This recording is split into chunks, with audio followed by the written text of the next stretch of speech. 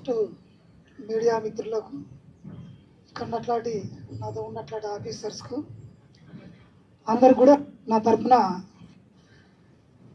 సలాం.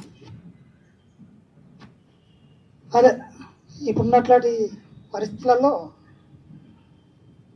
Comrade మా state కమిటీకి ఉన్నట్లాంటి comrades ఇప్పుడున్న పరిస్థితిని ఆలోచించి ఇటు గవర్నమెంట్ కావచ్చు, ఇటు డిపార్ట్మెంట్ కావచ్చు, జనజీవన సమితిలో కలిసి పనిచేయాలని చెప్పి పిలుపుని ఇస్తున్నది. ఆ పిలుపుకు అనుగుణంగా వస్తే బాగుంటుందని చెప్పి నేను కోరుతున్నాను.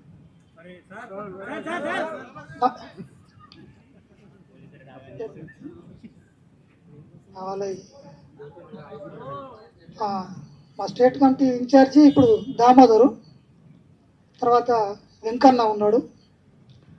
వాళ్ళిద్దరూ ఇప్పుడు మా స్టేట్ కమిటీలో ముఖ్యంగా ఉన్నట్లాంటి వాళ్ళు కూడా ఆలోచించి జనజీవన స్రవంతిలోకి రావాలని చెప్పి కోరుకుంటున్నాను. జాతీయ కార్యదర్శి ఎవరు ఉన్నారు? ఇప్పుడు జాతీయ కార్యదర్శి కేశవరావు తర్వాత ఇప్పుడు ఎవరు కొనసాగుతున్నారు?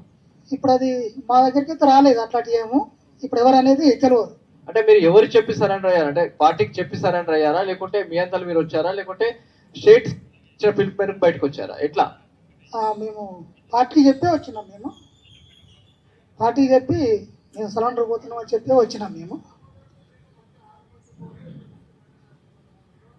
అట్లాంటిది ఏం లేదు, మాకు అవసరం లేదు. అట్లాంటి పోరాటం కూడా అక్కడ అవసరం లేదు.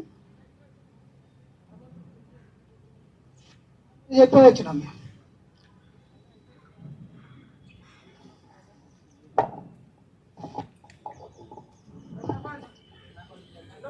సార్ డీజీ గారు